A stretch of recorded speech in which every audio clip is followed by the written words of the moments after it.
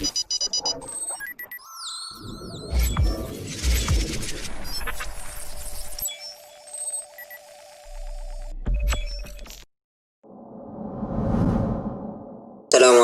warahmatullahi wabarakatuh. Nama saya Fathur Rahman dari Prodi Sistem Informasi Universitas Islam Madura. Di video ini saya akan sharing, atau bukan menjelaskan sih, tapi sharing lah. Sebetulnya sharing lah, untuk memenuhi tugas dari dosen pembimbing saya, Bapak Aang Kisno Darmawan. Dia pada mata kuliah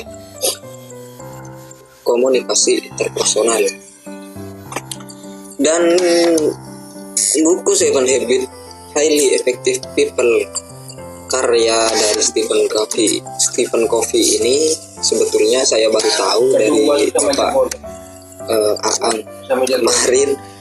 Sebelumnya saya belum pernah tahu buku Seven Habits ini, dan saya coba cari-cari di Google, baca-baca di artikel, cari-cari di YouTube penjelasannya, dan ternyata buku ini menurut saya sangat-sangat menarik.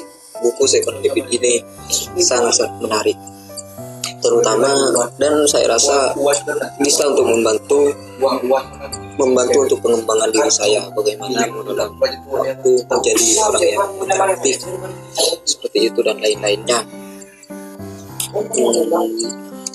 Saya kemarin sempat cari-cari di Google, baca-baca di artikel, dan jujur saya sangat tertarik, tetapi saya sangat kesulitan untuk mencerna. Dengan saya kan sebagai orang yang belum pernah membaca buku Seven Habits ini, atau orang yang baru kenal buku Seven Habits ini, sangat kesulitan untuk mencerna dari buku yang bestseller internasional ini. Jujur saya memang kesulitan untuk mencerna, apalagi sampai mempraktekkan. Saya memang kesulitan, tetapi di sini saya akan mencoba untuk pelan-pelan mencerna pelan-pelan, dan dan mempraktekannya pelan-pelan dari buku Seven Habits Highly.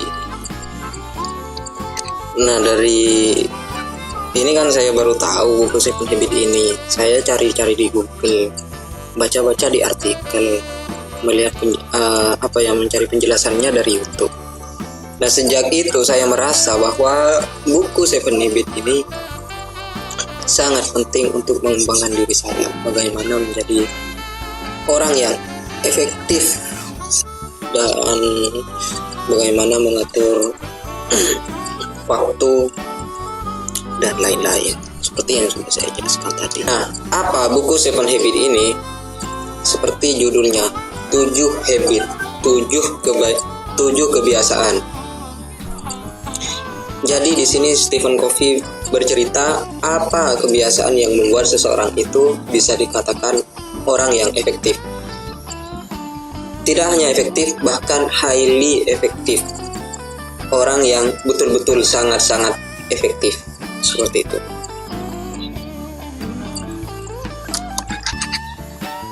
Jadi Stephen Covey ketika menulis buku ini, dia mencoba melihat literatur selama 100 tahun terakhir, dari berbagai buku leadership, dari berbagai buku yang bisa dia pelajari. Apa sih yang bisa membuat orang-orang tertentu itu beda dengan yang lain? Ciri khas dari ajang-ajang leadership yang ada dalam literatur selama 100 tahun terakhir. Nah, dan itu dirangkum oleh Stephen Covey dalam buku Seven Habits ini, kalau tidak salah ya. Kalau salah sih silahkan diluruskan, atau saran atau apa di kolom komentar ya. Oke, siap, mantap. Lalu di sini kenapa Seven Habits? Kenapa enggak Seven Skill, Seven Summit mungkin, atau Seven yang lainnya? Karena di sini Stephen Covey menjelaskan, seseorang yang memiliki kebiasaan tertentu itu dia harus memiliki pengetahuan tentang hal tersebut. dia tahu itu tentang apa dan mengapa. Kemudian dia itu memiliki kemampuan, keterampilan atau skill, dia tahu bagaimana caranya. Dan terakhir juga memiliki hasrat, keinginan atau kemauan untuk melakukannya.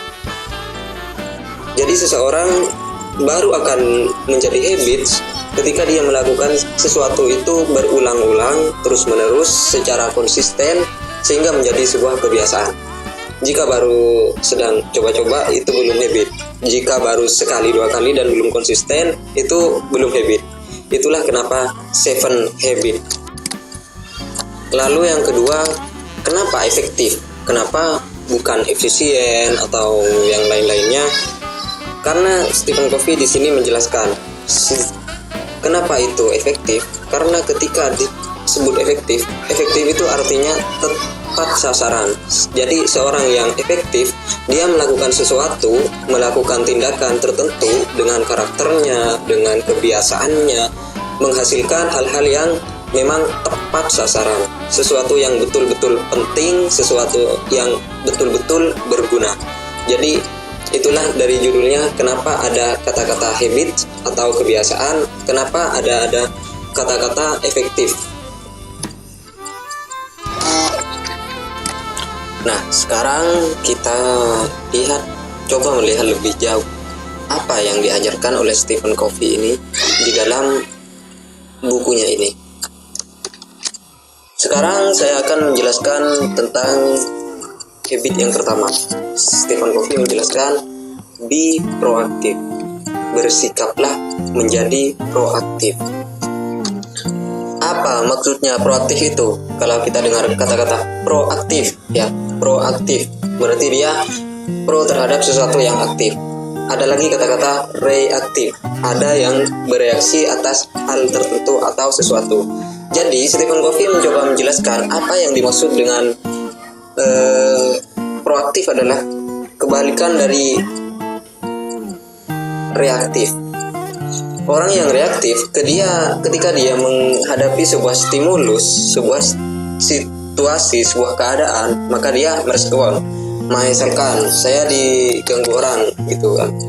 Saya diganggu, respon saya marah. Saya jalan di suatu tempat, terus di jalan macet dan respon saya kesel, menjadi tidak nyaman. Nah, jadi itulah orang-orang yang reaktif. Ketika terjadi sebuah keadaan, sebuah kejadian, perlakuan orang terhadap dirinya, dia langsung bereaksi tanpa memikirkan apa dampak dari reaksinya. Nah, menurut Stephen Covey, itu bukanlah tindakan yang tepat.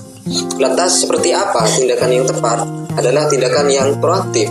Apa itu proaktif? Ketika tadi kita mengalami suatu keadaan, mengalami suatu kejadian, stimulus, baik itu yang menyenangkan atau tidak menyenangkan kita, maka kita secara sadar memikirkan, mempertimbangkan, dan kemudian memilih sikap ataupun tindakan yang kita ambil. Itulah ciri orang yang proaktif. Jadi orang yang ketika memberikan respon tertentu, itu bukan respons yang sekedar otomatis, tapi yang sudah dipertimbangkan sesuai dengan self-awareness-nya dia, sesuai dengan apa yang dia pahami, apa yang ingin dia lakukan. Nah, ketika Anda memilih sesuatu dengan sebuah keyakinan, dengan sebuah pemahaman, maka Anda akan memilih sikap yang terbaik. Jadi, orang yang proaktif adalah orang-orang yang dalam hidupnya dia itu selalu berfokus pada apa-apa yang bisa dia kelola. Misalnya, saya naik taksi, jalanan macet. Daripada saya kesel karena macet, toh saya pun gak bisa atur supaya jadi lancar lagi, saya mungkin akan habiskan waktu untuk beristirahat, main HP, baca buku, atau mungkin mendengarkan musik yang saya suka. Saya bisa menikmati momen-momen ketika menghadapi kemacetan itu. Itulah orang yang tadi proaktif. Dia memilih tindakan terbaik yang bisa dia lakukan dalam setiap keadaan. Jadi orang yang proaktif, dia akan fokus kepada apa yang disebut dengan circle of influence dan bukan kepada circle of concern. Bukan terhadap apa-apa yang ya mungkin kita kurang punya perhatian. Tapi apakah kita bisa mengontrol kemacetan itu? Tidak bisa. Jadi orang yang proaktif, dia itu memerhatikan apa-apa yang bisa dia kerjakan, bisa dia lakukan, bisa dia perbaiki, sehingga pelan-pelan apa yang dia pengaruh ini makin meluas.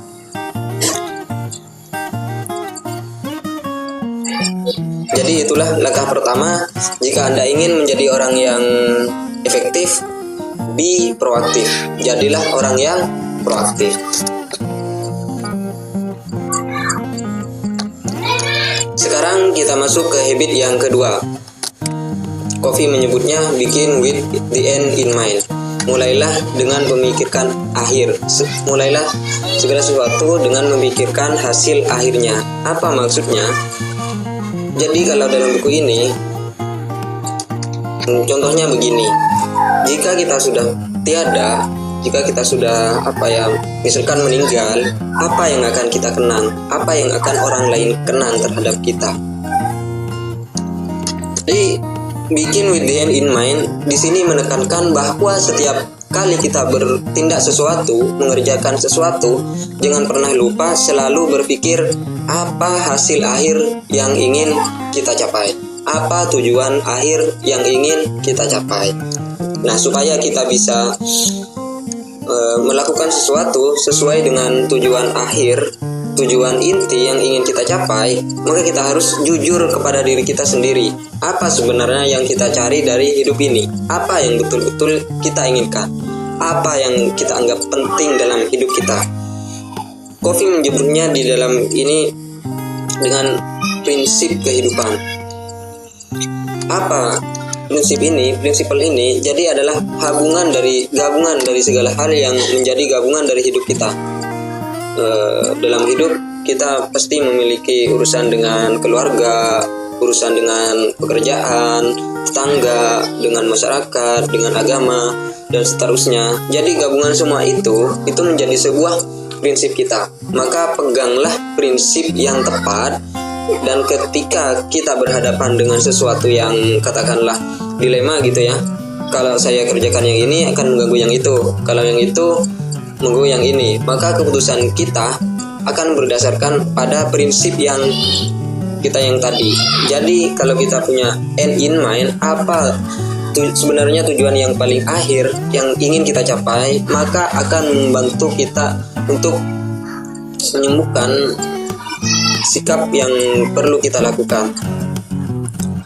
Jadi perlakuan kita berdasarkan dengan prinsip hidup yang benar, prinsip hidup yang kokoh. Itulah habit yang kedua, begin with the end in mind.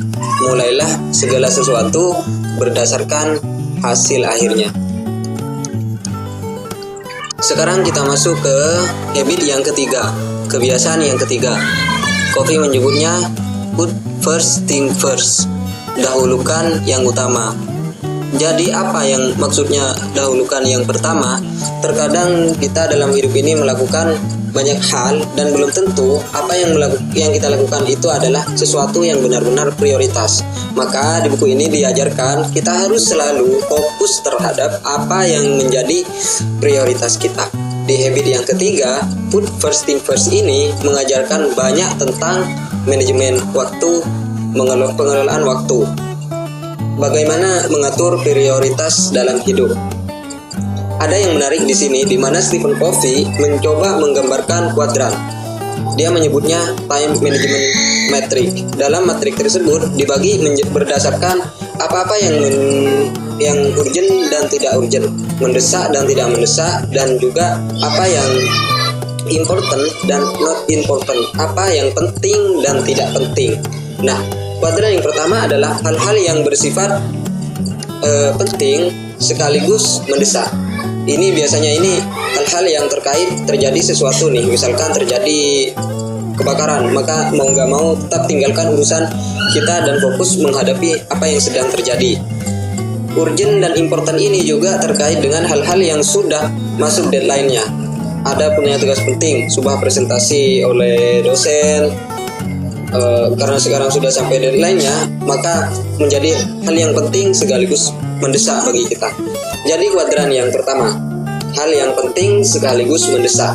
Adapun kuadran yang kedua adalah kuadran di mana hal tersebut penting namun tidak mendesak.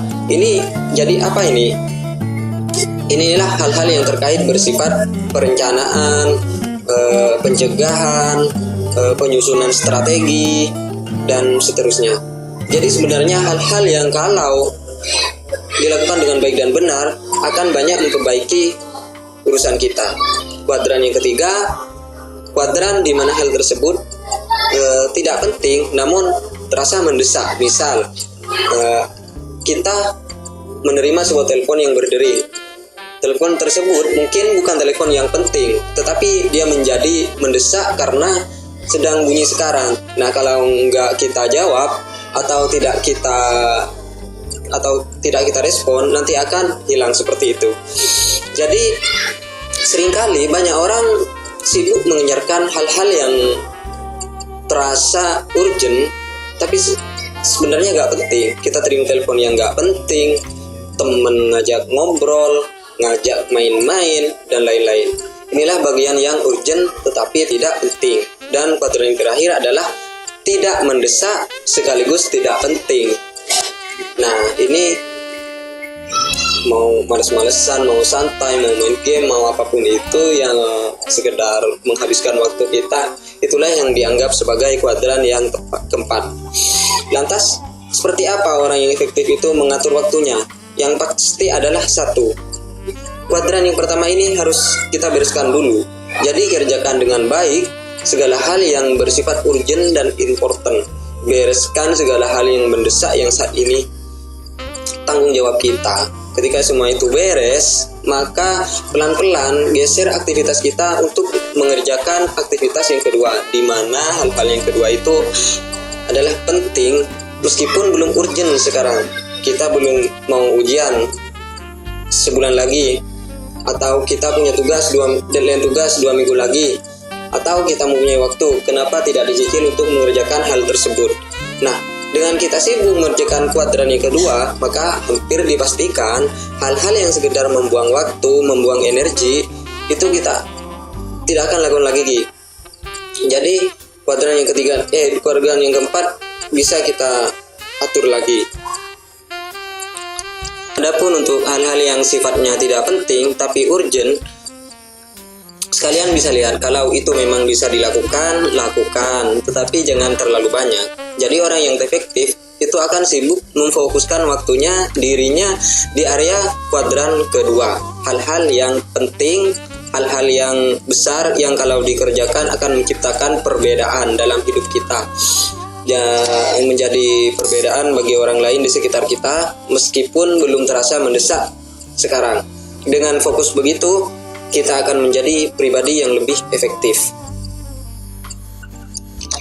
Itulah tadi habit yang ketiga, dahulukan yang utama. Put first thing first.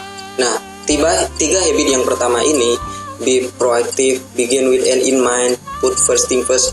Kalau dalam bahasa Covey disebut sebuah personal victory. Jadi jika kita berhasil memiliki 3 habit tersebut, maka sebagai individu yang tadinya kita orang yang dependen, yang tergantung, peran oleh keadaan, peran oleh orang lain, dan seterusnya, sekarang menjadi orang yang independen, menjadi naik satu level orang yang dependen naik ke independen. Setelah independen ini, mulailah kita masuk ke habit-habit yang berikutnya, mulai 4, habit 5, dan ke 6. Saya mulai dari habit yang keempat. Di habit yang keempat ini, Covey mengajarkan untuk kita untuk think win-win, berpikir menang-menang. Apa itu berpikir menang-menang? Kalau kita tadi 3 yang pertama itu terkait urusan individu, maka 3 habit yang berikutnya terkait hidup kita dengan orang lain. Dalam kita berinteraksi dengan orang lain, dengan keluarga, dengan teman, dengan rekan kerja, maka selalu ada saja konflik yang kadang terjadi. Ada beda kepentingan, beda pemikiran, beda urusan, beda perspektif dalam melihat sebuah persoalan. Nah, terkadang ketika berhadapan dengan orang lain, kita selalu ingin di pihak yang menang, sedangkan orang lain kita tidak peduli apa dia menang ataupun kalah. Yang terjadi dalam banyak kasus adalah situasi di mana yang terjadi satu pihak sebagai orang yang menang, tapi pihak yang lain itu kalah. Win close. Jadi kalau kita berhadapan dengan seseorang, kita punya sebuah kepentingan, entah itu kepentingan yang lebih didahulukan, maka kita di pihak yang menang, sehingga orang tersebut di pihak yang kalah. Apa masalahnya kalau hal ini yang terjadi? Itu tidak nyaman orang yang merasa kalah. Jika dia merasa kalah pada titik tertentu, ya orang tersebut pasti ingin berada di pihak yang menang, dan dia itu berasa ingin mendapatkan haknya untuk menang. Maka Kofi mengajarkan hampir dalam setiap situasi, jika kita betul-betul sungguh-sungguh memiliki keberanian untuk melakukan hal tersebut, memiliki niat yang tulus untuk melakukan hal tersebut, maka kita akan bisa mencoba mencari titik win-win untuk segala situasi. Mungkin saya ambil contoh sederhana, misalnya saya bekerja, saya sebagai seorang karyawan, kemudian pimpinan saya meminta saya untuk mengerjakan suatu tugas, saya harus lembur malam ini. Tapi saya udah punya janji dengan keluarga saya, dengan anak saya, bahwa saya pengen mengajak mereka jalan-jalan pulang kerja. Nah, tentu ini di posisi yang sulit nih. Jika saya turusi keinginan dari atasan saya, maka saya akan menciptakan hal yang tidak nyaman buat keluarga saya. Dan sebaliknya, kalau saya ikuti janji saya buat anak saya yang tadi itu, dan saya tinggalkan pekerjaan saya, maka win buat keluarga, tapi lose buat pekerjaan. Apa yang bisa saya lakukan? Di sini saya mencoba untuk melihat prinsip saya, bahwa sebagai seorang yang bekerja, saya bekerja yang terbaik, tetapi saya punya keluarga yang sudah punya komitmen dengan mereka. Maka kenapa tidak kalau saya atur dengan atasan saya, lobby lah, Pak, Bu, gimana kalau saya kerjakan hal yang ini, saya tidak kerjakan di kantor, tapi saya kerjakan di rumah. Kenapa? Karena saya udah janji dengan istri saya udah janji dengan keluarga saya. Saya tetap pamit bahwa besok pagi sebelum jam 9, apa yang Bapak minta, yang Ibu minta, besok pagi jam 9 akan selesai. Nah, ini contoh sebuah win-win. Keluarga tetap win karena bisa jalan-jalan memenuhi janji saya. Atasan saya win karena apa yang mereka butuhkan dari diri saya itu tetap bisa saya lakukan meskipun saya kerjakan dari rumah.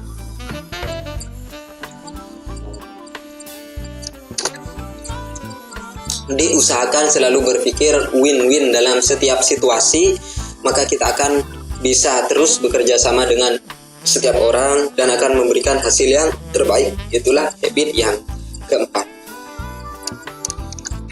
Selanjutnya, habit yang kelima, di sini Stephen Covey mengajarkan understand, be understood, memahami dan dipahami. Mulailah atau berusahalah untuk kita mengerti terlebih dahulu tentang orang lain sebelum kita dimengerti oleh mereka. Dalam kita berhadapan dengan orang, pasti ada beda pendapat, beda pemahaman, beda visi, beda pemikiran, dan seterusnya. Di sini Covey mengajarkan seorang yang efektif itu akan selalu berusaha untuk mencoba untuk memahami orang lain terlebih dahulu.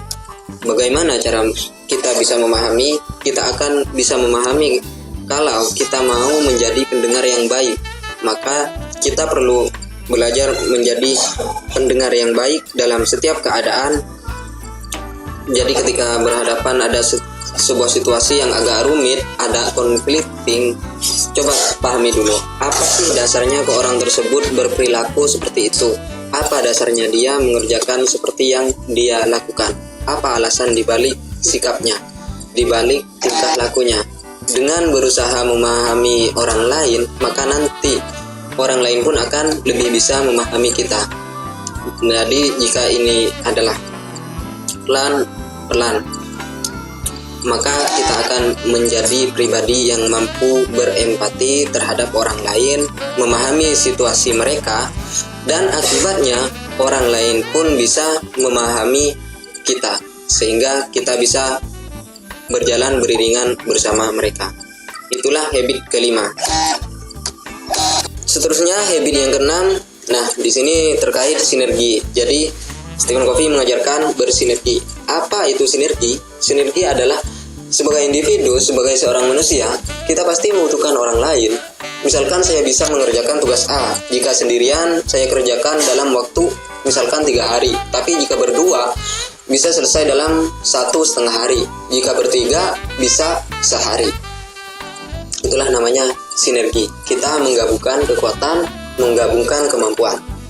Misalkan yang lain lagi, saya pengen mengerjakan sesuatu, kalau saya sendirian saya gak mampu, karena ada salah satu skill tertentu yang saya tidak punya. Jika saya berpartner dengan teman saya, rekan saya, itu bisa menjadi dimungkinkan gara-gara dia memiliki kemampuan yang saya tidak miliki, dan orang tersebut pun memiliki atau ada sesuatu yang tidak punya, yang dia tidak mampu lakukan. Nah, saya mampu untuk melakukan. Maka sebagai orang yang efektif, ketika kita keluar nih, ketemu dengan orang yang lain, yang rekan kerja kita, pasangan kita, keluarga, atau bahkan orang yang baru kita kenal, mari kita pikirkan dalam situasi apa ya kita bisa menggabungkan kekuatan, menyatukan kekuatan tersebut yang tadinya masing-masing kita tidak bisa melakukannya terbaik karena tidak ada hal-hal yang kurang yang kita miliki. Sekarang dengan bersinergi kita melakukan hal tersebut. Itulah habit yang keenam, sinergize. Bagaimana kita bersinergi dengan orang lain, menggabungkan hal-hal positif yang kita miliki untuk kebaikan bersama. Jadi ketika kita bisa membereskan urusan individual, kita beralih dari pribadi yang dependen ke independen. Nah, sekarang ketika kita sudah menyelesaikan habit yang berikutnya, mulai dari berpikir menang-menang, memahami orang lain terlebih dahulu sebelum kita dipahami, dan bersinergi, maka kita menang secara publik. Kita akan bergeser dari yang sudah independen menjadi interdependen, saling ketergantungan dan orang lain, saling ketergantungan yang saling menguatkan. Jadi kita tidak hanya mengandalkan kemampuan efektif kita sebagai individu, kita pun juga memanfaatkan dan menyatukan kelebihan orang lain sehingga dampaknya lebih besar lagi. Terakhir ada yang namanya habit yang ketujuh. Habit yang ketujuh ini adalah habit yang merangkum atau menyatukan semuanya. Kalau dalam bahasa Stephen Covey, dia bilang sharpen the saw, pertajam gergaji. Apa artinya? Sebagai seorang individu yang mencoba menjadi orang yang lebih efektif dalam hidup, dalam keseharian, kita tetap harus mengasah pribadi kita. Nah, apa saja yang harus diasah? Banyak. Aspek fisik, aspek mental, aspek spiritual, ini semua harus diasah. Tapi saya nggak mungkin menjadi orang yang proaktif, yang menjadi orang yang mengatur waktu dengan baik kalau kita masih sakit-sakitan, kepalanya gampang pusing, atau begitu. Saya harus asah secara fisik dengan cara apa? Dengan cara berolahraga, dengan cara mengatur waktu yang baik, istirahat yang cukup. Itulah mengasah dari segi fisik. Saya tidak akan bisa untuk bersinergi dengan orang lain jika saya tidak baik secara mental. Maka saya harus mengasah mental saya supaya tetap sehat, tetap baik, tetap segar. Dan ada aspek spiritual saya jalankan. Ajaran agama tetap kita harus lakukan. Kalau di Islam, sholat, puasa, dan lain-lain seperti itu. Dan sosial juga, sosial atau emosional, seperti itu. Sekian, terima kasih. Mungkin hanya itu yang bisa saya sampaikan. Bagaimana tanggapan teman-teman tentang buku Seven Habits Highly Effective People ini menurut saya buku yang sangat menarik, dan ternyata buku ini sangat familiar di dalam golongan orang-orang yang profesional. Sangat menarik buku ini. Terima kasih. Mungkin hanya itu yang bisa saya sampaikan. Kurang lebihnya mohon maaf jika ada salah kata, kekeliruan bisa dibetulkan. Saya sangat membutuhkan saran-saran dari teman-teman sekalian, dari Bapak Aang Krisna Darmawan selaku pembimbing mata kuliah komunikasi interpersonal. Mohon maaf untuk segala kekurangannya, itu murni dari kepribadian saya. Kurang dan lebihnya mohon maaf. Wassalamualaikum warahmatullahi wabarakatuh. Ding ding ding ding ding ding ding ding ding ding ding ding ding.